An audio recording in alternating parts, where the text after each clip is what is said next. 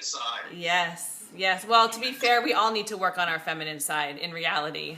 This isn't just a guys need to work on their feminine energy thing. This isn't everyone needs to work on their feminine energy thing. And I guess what I want to do in the beginning or ask of you is that internally for yourself, take a quick register of when I say, what does feminine energy mean to you? Just think to yourself for a couple minutes, what are those answers for you?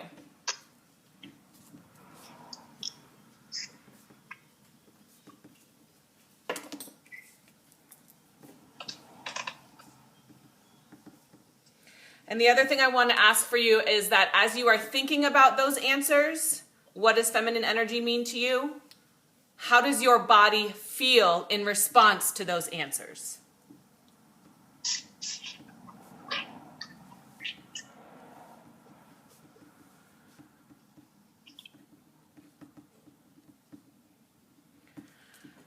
And the reason that I ask those two questions to start out is because some of the essential expression of feminine energy has to do with understanding and learning the dialogue of our bodies, of our body. And when I say the word body, I want to identify the physical form that you're living in, but then also the body of Earth, like the planet that we are living on. Anytime that I use the word body, anytime I reference anything kind of physical, dense in nature, that is an expression or a reference to feminine energy. So real quick, and I don't know how much of this will be review or familiar for everyone, but when we consider traditional Chinese medicine and we consider yin and we consider yang, right? Like we all kind of know that circular symbol, it's black and white, there's a little S in the middle, a little bit of black in the white, a little bit of white in the black. There's a lot of really beautiful medicine in that yin and yang teaching, but specifically what I want to highlight to begin this is that yin is the feminine expression and yin is the dark parts of that circle, of that symbology. So the way that shows up in like, I don't want to say real life, but in the physical world, in the human plane, is that darkness, the black in that symbology is nighttime, it's wintertime, it's the place where we rest, it is silence, it is the journey inward. Feminine energy is always, always, always an expression of the journey inward.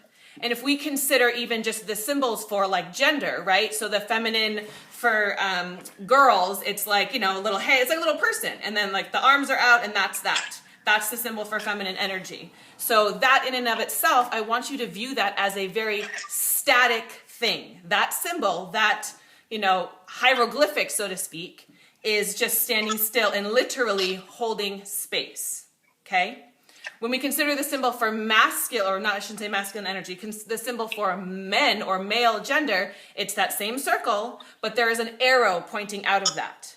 Masculine energy is about direction. Masculine energy is about output. Masculine energy is about a very linear, this is the direction that we are headed.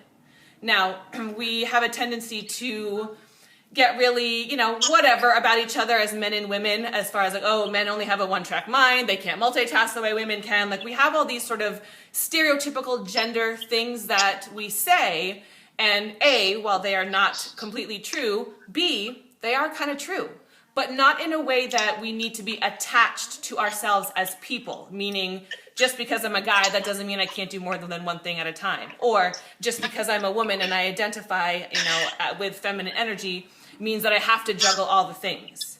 So starting to get into masculine and feminine energy is an invitation for us to look for the true components and also look for the areas in which we can stretch out of our current definition. So if we're going to go back to feminine energy, that symbol of like the circle, it's like a little person just standing there holding space. What I want to acknowledge, particularly for this group, is that there's a reason why we say Mother Earth, and then, you know, in traditional religions, all the, you know, like Heavenly Father. There's a reason why that delineation of, you know, Mother Earth, you know, the planet is feminine, and that everything etheric is more masculine. One is not better than the other. They need each other for existence.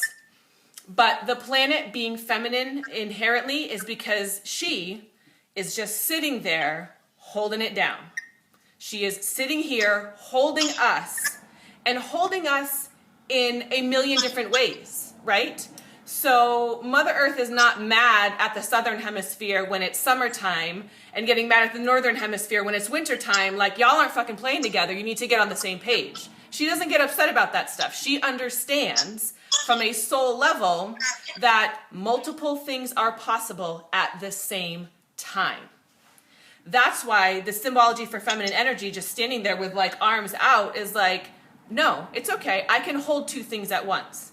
I can hold 18 things at once. I can hold 27 things at once.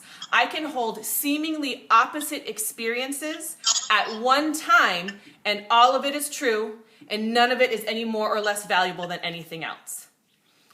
The reason why that matters so much for us in humanity is because we are so conditioned and accustomed to think that the sentences that we use are black and white, or that it's a but. You know, well, I want to say this, but he should be doing that. Or, well, I feel like this, but I know I need to say that. No. I invite all of us to start integrating into our languaging the word and all the time. All the time. And I'm going to be real honest right now about a very recent experience that I had where somebody that I am very, I don't want to say attached, that I'm not done working with is what I'll say. I don't know where this relationship with this person is going. I just know that it's not done yet. So when I speak about him to my girlfriends, I say, well, yeah, you know what? He totally ditched me and like ghosted me. And I'm not done yet. You know, like, I don't know what the answer is. I don't know where this is going. I just know that I'm not done yet. As opposed to the typical rhetoric of our society, which is, and I hope you guys don't mind cussing because that's kind of my jam. So the typical rhetoric of our society is like, that motherfucker, he didn't call me. You don't deserve this. You should stand up for him. Okay, if that is your truth. But if your truth consists of the fact that you're still not done, and if he, in this scenario, because it's mine, calls again, yep, I'm going to answer that phone call. And I'm not going to have any shame about it because I know that I'm not done yet. I don't know what needs to be done yet, but I just know it's not complete. And we all have had these experiences, and I guarantee you could think of one right now. It doesn't have to be a personal relationship, but work, family, you know, eating patterns, whatever it is, where all of a sudden you just kind of have a moment where you're like, I'm all done with that. Like, I'm complete. That's done. I'm done. That resolution will always, always come. We don't need to work at finding resolution. We need to work at being patient and waiting to like receive the resolution. Do you see this little feminine creature right behind me?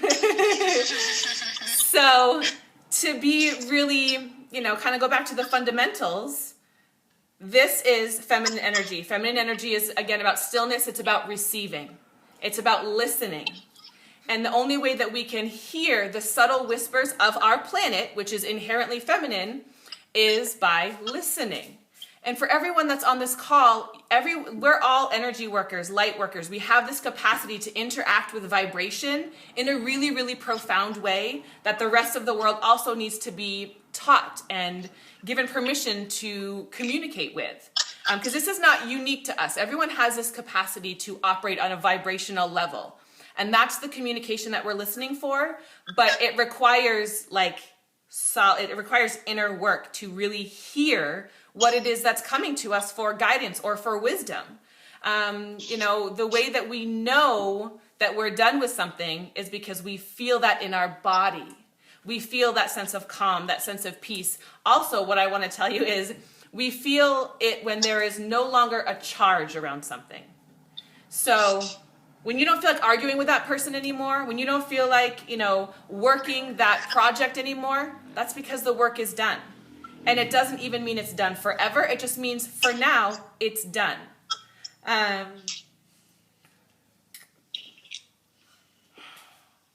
have this belief system that it's like an 80-20 rule, right? So we have this 80-20 rule that people, I think I've heard it most often in when it comes to, food and diets. It's like 80% of the time I do real good. I'm real clean. I'm real this, I'm real that. But 20% of the time, like, I'm going to do what I want because I need to balance that out.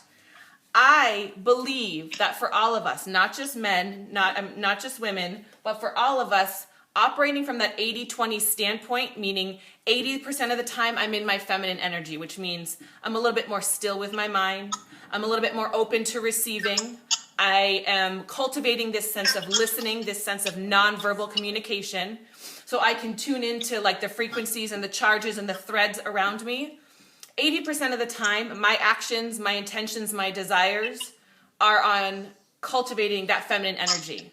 So that when I take action, when I take that masculine energy action, aka that arrow gets pointed out and I go do something or I say something, it has been cultivated and founded in such beautiful inner work, aka feminine energy, that I have to say less, I have to do less, I don't have to work as hard, and it is so much more potent and in alignment that it's like fucking magic. And again, I know for sure that all of you have had these moments where it just comes together. It's effortless. It is effortless. Interacting with masculine and feminine energy is intended to be effortless because we are made up of masculine and feminine energy. But we have gotten really out of balance, and we've gotten into this place of like, go, go, go, produce, produce, produce, work, work, work. I'll rest when I'm dead, or things like that. Those are examples of toxic masculinity. And that doesn't exist just in, politics or gender relationships or the pay gap, any of that stuff. That exists within us as women too. Like, ladies, we rock toxic masculinity all day long, because we don't give ourselves enough time and space and patience to sit with whatever's going on. So, what I want to say ultimately, and I feel like it's about time to wrap up, and I'll tell you why it's time to wrap up, not only because, but it's like, it's time to wrap up for me because I can feel like the energy leaving. I can feel the energy shifting and changing.